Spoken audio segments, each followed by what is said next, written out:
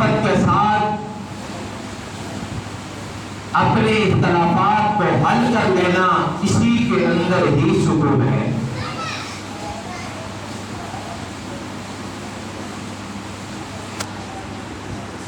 آج جو رشتے ٹوٹتے ہیں اس کی وجہ کیا ہے، اسباب کیا ہے؟ بعض لوگ یہ کہتے ہیں کہ ہمارے حقوق کو ادا نہیں کیا جاتا، حالانکہ اسلام نے جو تعلیم دی ہے وہ احسان ہے، وہ اکرام ہے۔ احسان کیا ہے؟ کہ اپنے حقوق کو دباتے ہوئے دوسرے کا حق ادا کرنا۔ آج شوہر کہتا ہے کہ میرا حقوق ادا نہیں کیا جاتے، میرے حقوق ادا نہیں کیے جاتے۔ بیوی کہتی ہے میرے حقوق ادا نہیں کیے جاتے۔ اولاد اپنے حقوق کی بات کرتی ہے، والدین اپنے حقوق کی بات کرتی ہے، اسی طرح ہر کوئی اپنے اپنے حقوق کی بات کرتا ہے۔ مظلوم بات کرتا ہے وہ اپنے حق کی بات کرتا ہے، مالک بات کرتا ہے وہ اپنے حق کی بات کرتا ہے، جبکہ دوسرے کے حق کو ہم بھول جاتے ہیں۔ ہر کسی کو اپنا حق یاد ہے، لیکن کبھی دوسرے کا حق بھی تو یاد رکھیں۔ جب دوسرے کا حق یاد رکھیں گے تو پھر رشتے نہیں ٹوٹیں گے، پھر تعلق داری نہیں ٹوٹے گی، پھر محبتیں پیدا ہوں گی۔ صحابہ اکرام رضوان اللہ علیہ مجمعین کے اندر احسان تھا جس کی وجہ سے ان کی محبتیں برقرار تھیں۔ مشہور واقعہ آپ نے سنا ہوگا کہ نبی پاک صلی اللہ علیہ وسلم کے ہاں ایک مہمان آ گیا۔ رحمت عالم صلی اللہ علیہ وآلہ وسلم اپنے تمام گھروں میں سے سارے گھروں کے اندر پتہ کرتے ہیں کہ مہمان کی مہمان نوازی کے لیے اگر کچھ ہے تو اس کی مہمان نوازی کی جائے۔ 9 کی 9 بیویوں کے پاس سے پتہ کروایا، گھر کے اندر کچھ نہ ملا کہ مہمان کی مہمان نوازی کرے۔ رحمت عالم صلی اللہ علیہ وسلم آپ مہمان کو خالی ہاتھ جایا نہیں دینے کرتے تھے۔ رحمت عالم صلی اللہ علیہ وسلم نے صحابہ سے سوال کیا کہ میرے صحابہ بتاؤ نا، تمہارے اندر کون ہے جو محمد مصطفیٰ صلی اللہ علیہ وآلہ وسلم کے اس مہمان کی مہمان نوازی کرے؟ ایک صحابی نے ہاتھ بلند کیا، یا رسول اللہ صلی اللہ علیہ وآلہ وسلم میں اس کی مہمان نوازی کروں گا۔ حضور کے مہمان کو اپنے گھر لے گیا، رات کا وقت تھا، گھر گیا تو بی بی سے پوچھا کہ حضور کے مہمان کو لے کر آیا ہوں، گھر کے اندر اگر کچھ ہے تو مجھے بتاؤ نا۔ بی بی کہنے لگی کہ اللہ کے بندے تھوڑا سا کھانا ہے جو ہم بھی نہیں کھا سکتے، صرف بچوں کے لیے ہے۔ حضور کا صحابی تھا، کوئی عام نہیں تھا، کہنے لگا کہ بچوں کو پیار محبت سے یوں ہی سلا دو۔ اس کے بعد اس مہمان کو اندر لے آیا، مہمان کو بٹھا دیا، بیوی سے کہا کہ جب کھانا لے کر آئے گی تو کھانا ہم کھانے لگیں گے تو چراغ کو بجھا دینا۔ کیوں چراغ کو بجھانا؟ اس لیے کہ عرب کے اندر یہ رواج تھا، جب بھی کوئی مہمان آیا کرتا تھا وہ اپنے میزبان کے گھر سے کھانا کھاتا تو اکیلا نہیں کھاتا تھا، ساتھ میزبان کو بھی بٹھاتا تھا۔ تو وہ کہنے لگے کہ ہم بھی اس کے ساتھ بیٹھ جائیں گے۔ جیسے ہی بیٹھیں گے جانے سے چراغ کو بجھا دینا. جب تو چراغ کو بجھائے گی تو ہم اپنا منہ ہلاتے رہیں گے. حضور کا مہمان سیر ہو کر کھانا کھا لے گا. چنانچہ جب کھانا شروع کرنے لگے تو بیوی نے چراغ کو بجھا دیا. بیوی بھی منہ ہلاتی رہی, شوہر بھی منہ ہلاتا رہا, حتیٰ کہ مہمان نے سیر ہو کر کھانا کھا لیا. قربان جاؤں حضور کے صحابہ پر کہ خود بھوکے رہ گئے, بچوں کو بھوکا سلا دیا, حضور کے مہمان کو کھانا کھلا دیا.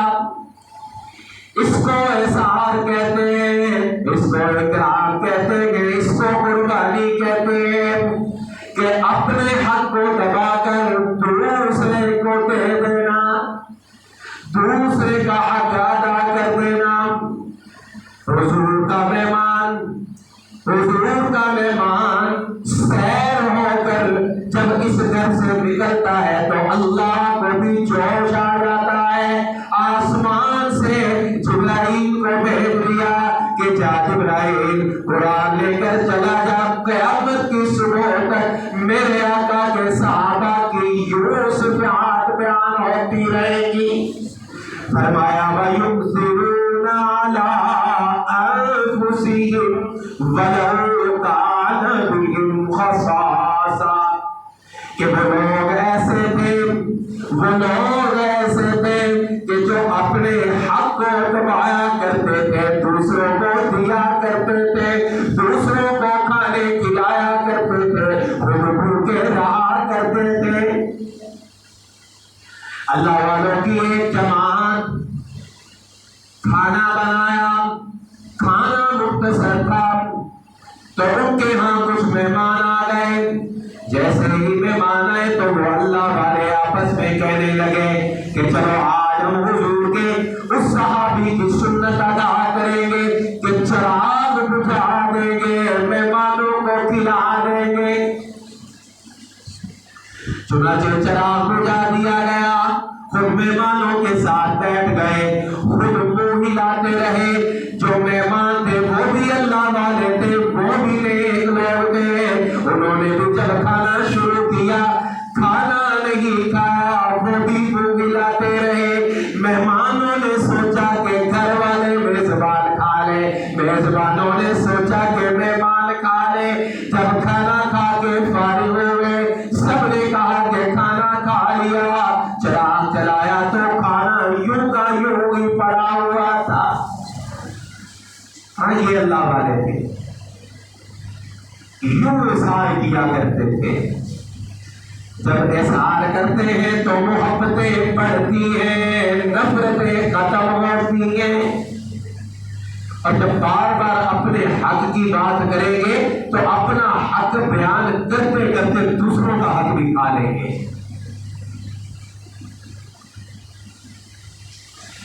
آج دوسروں کے حقوق ادا کریں, اس سے محبتیں بڑھتی ہیں, اس سے دل خوش ہوتے ہیں, اس سے اللہ کی رحمتیں اترتی ہیں, اس سے اللہ کی طرف سے برکتیں اترتی ہیں. تو کیا خیال ہے جی, قطع تعلق کریں گے کہ صلہ رحمی کریں گے؟ صلہ رحمی کریں گے نا, رشتوں کو توڑیں گے تو نہیں کہ میرا حق یہ تھا, میرا حق یہ تھا. صبر کرنا سیکھنا چاہیے انسان کو. صبر اتنی بڑی دولت ہے کہ صبر کی وجہ سے اللہ کی مدد آ جایا کرتی ہے. اللہ خود فرماتے ہیں انما یوفی الصابرون اجرهم بغیر حساب, کہ جو لوگ صبر کرتے ہیں, صبر کرنے والوں کو اللہ اتنا رزق دیتا ہے, اتنا رزق دیتا ہے کہ جس کا کوئی حساب نہیں ہے. خود پروردگار عالم کہہ رہا ہے کہ حساب نہیں ہے.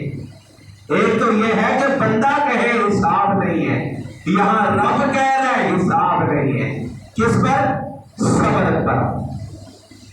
کہ آج کوئی میرے ساتھ معاملہ بن گیا, میں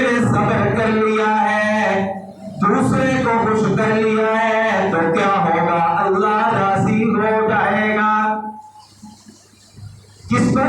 صبر کر لیا، قطع تعلق نہیں کیا، رشتے کو نہیں توڑا، اپنے تعلق داری کو نہیں توڑا، صبر کر لیا، تو اس پر کیا ہوگا؟ ایک تو اللہ کا حکم کہ رشتے کو جوڑنا، اس کو پورا کیا، دوسرا صبر کیا، تو اس پر بھی اللہ تعالیٰ بے حساب دے گا، اس پر بھی اللہ تعالیٰ بے حساب دے گا۔ اب دیکھیں نا، ذرا غور کریں، پہلے جو میں نے آپ کے سامنے ایک روایت بیان کی، اس کے اندر کیا تھا کہ حضور نے فرمایا میری مجلس سے وہ شخص اٹھ جائے جو قطع تعلق کرنے والا ہے۔ پھر کیا فرمایا کہ جو قوم قطع تعلق کرے گی، قطع رحمی کرے گی، اس پر اللہ کی رحمت نہیں اتر سکتی۔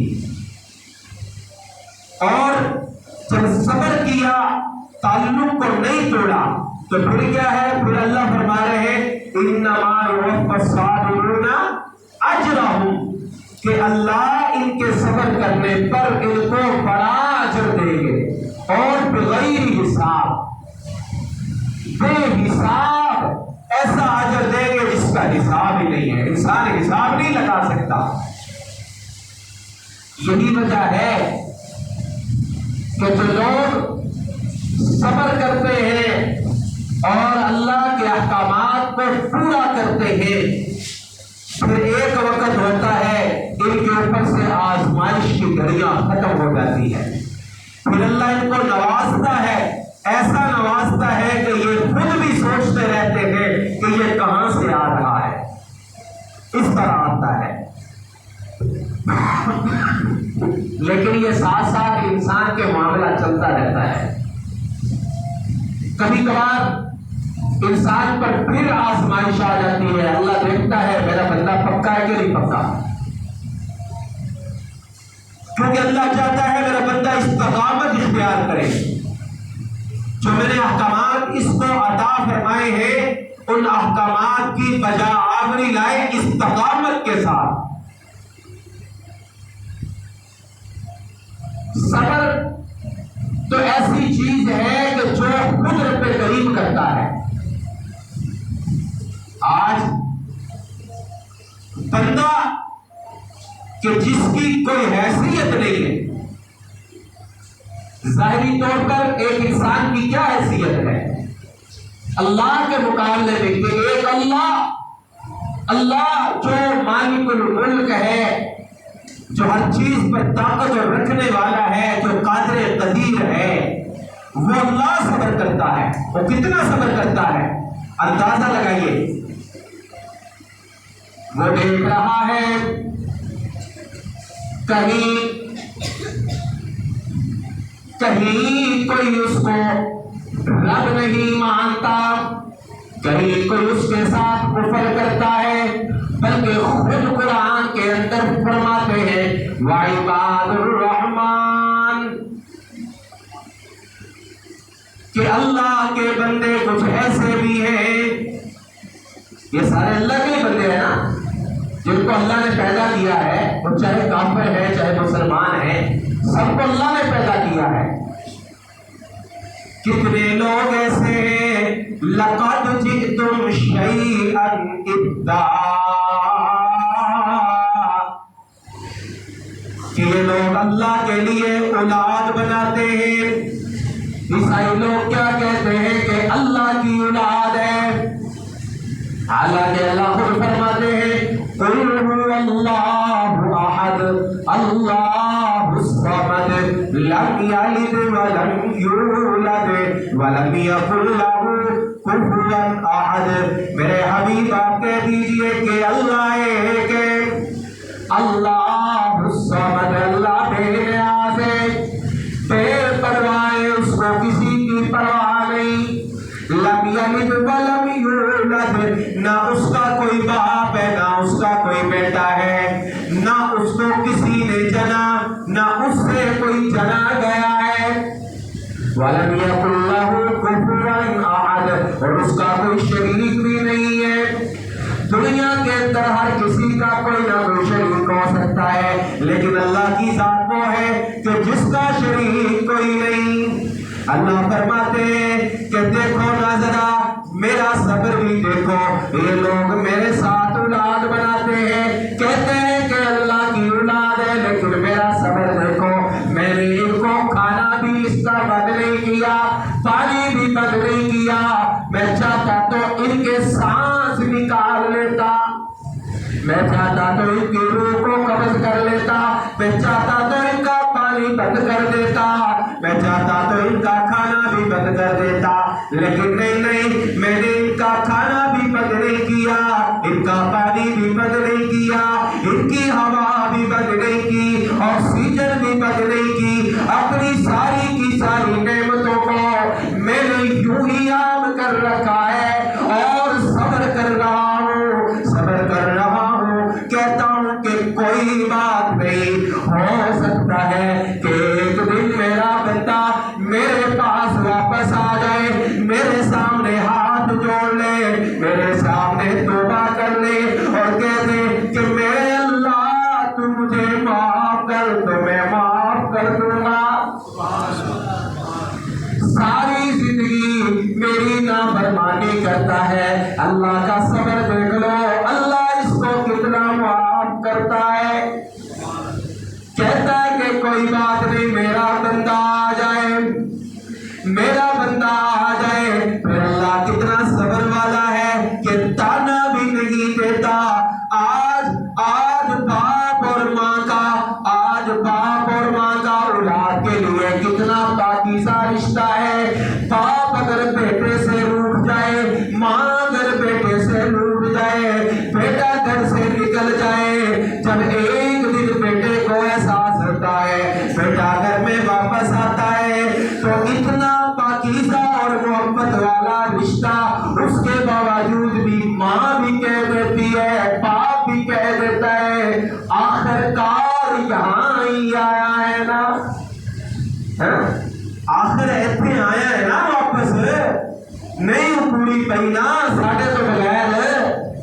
ماں بھی کہہ دیتی ہے، باپ بھی کہہ دیتا ہے، اور مالک مزدور کو کہہ دیتا ہے، اچھا میرے بغیر تیرا کام نہیں چلا، لیکن میرا اللہ کہتا ہے نہیں، میرے بندے تم آ تو صحیح، ایک بار آئے گا، تانا نہیں دوں گا، بلکہ تجھے انعام دوں گا کہ تیرے جتنے بھی پہلے گناہ ہوں گے سارے گناہوں کو معاف کر دوں گا، اور صرف معاف بھی نہیں کروں گا بلکہ ان کو نیکیوں میں تبدیل کر دوں گا۔ تو یہ اللہ کا صبر ہے کہ اللہ صبر کر رہا ہے، مسلسل اپنے بندوں کو دیکھ رہا ہے۔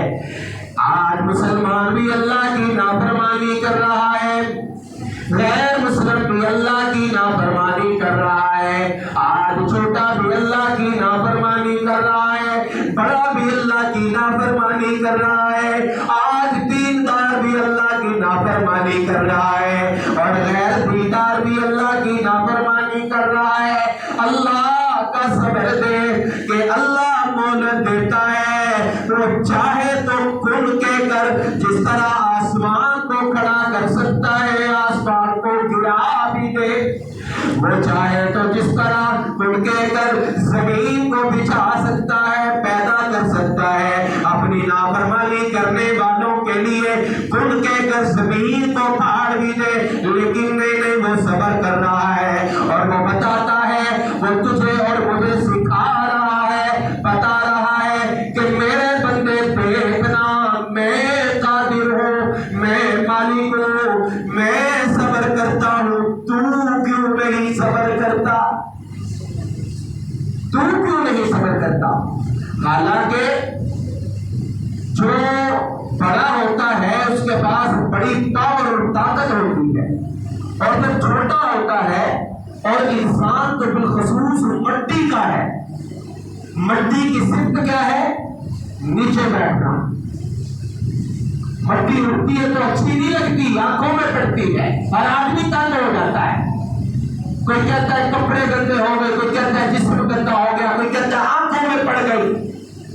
یہ نیچے بیٹھی رہے تو تو انسان کو تو عاجزی اختیار کرنی چاہیے نا، اس کو صبر کرنا چاہیے. تو پھر انسان کیوں نہیں صبر کرتا؟ ہاں جو صبر کر لے گا پھر اس کے لیے کیا ہے؟ انما یوفی الصابرون اجرهم بغیر حساب، کہ اللہ اس کو بے حساب اجر دیں گے، اس کے رزق کو بھی کھول دیں گے، رشتہ داریوں کو جوڑو گے، تعلقات کو جوڑو گے، دوستیاں نہیں توڑو گے، رشتہ داریاں نہیں توڑو گے، تو اللہ کی طرف سے کاروبار میں بھی برکتیں ہوں گی، اللہ کی طرف سے عمر میں بھی برکتیں ہوں گی. یاد ہے پچھلی دفعہ حدیث سنائی تھی، حضور نے فرمایا جو یہ چاہتا ہے کہ اس کی عمر اور رزق میں برکت ہو، یہ رشتہ داریوں کو جوڑے، یہ تعلقات کو جوڑے، توڑے نہیں. اور یہ بھی یاد ہوگا کہ پچھلے جمعے میں بتایا تھا کہ یہ جوڑنا نہیں ہوتا، یہ جوڑ رہا ہے تو میں بھی جوڑ دوں، یہ تو بدلہ ہے. جوڑنا یہ ہے کہ یہ توڑ رہا ہے، یہ منہ بنا رہا ہے، یہ آنکھیں دکھا رہا ہے، یہ آنکھیں چرا رہا ہے، میں اس کے ساتھ آنکھیں ملا رہا ہوں، اس سے تعلق جوڑ رہا ہوں. یہ جوڑنا ہے، یہ جوڑنا ہے. ایک دفعہ جوڑ کر تو دیکھو، ایک دفعہ میرے نبی کا نسخہ آزما کر تو دیکھو. آج بڑے بڑے حکیموں کے نسخے آزماتے ہو، بڑے ڈاکٹروں کے نسخے آزماتے ہو، ذرا آج رحمت دو عالم صلی اللہ علیہ وسلم کے نسخے کو آزما کر تو دیکھو، رشتہ داریاں جوڑ کر تو دیکھو. ہاں جو کوئی روٹے ہیں، بے شک غلطی ان کی ہے، پھر بھی ان سے معافی مانگ کر تو دیکھو، ان کو راضی کر کے تو دیکھو. کچھ عرصے کے بعد دیکھنا کاروبار میں بھی برکت ہوگی، عمروں میں بھی برکت ہوگی، تیری عمر میں بھی برکت ہوگی، تیری اولادوں کی عمر میں بھی برکت ہوگی. تو کیا خیال ہے، اس سے توڑیں گے جوڑیں گے نا انشاءاللہ. اللہ ہمیں عمل کی توفیق نصیب فرمائے. وآخر دعوانا الحمدللہ رب العالمین.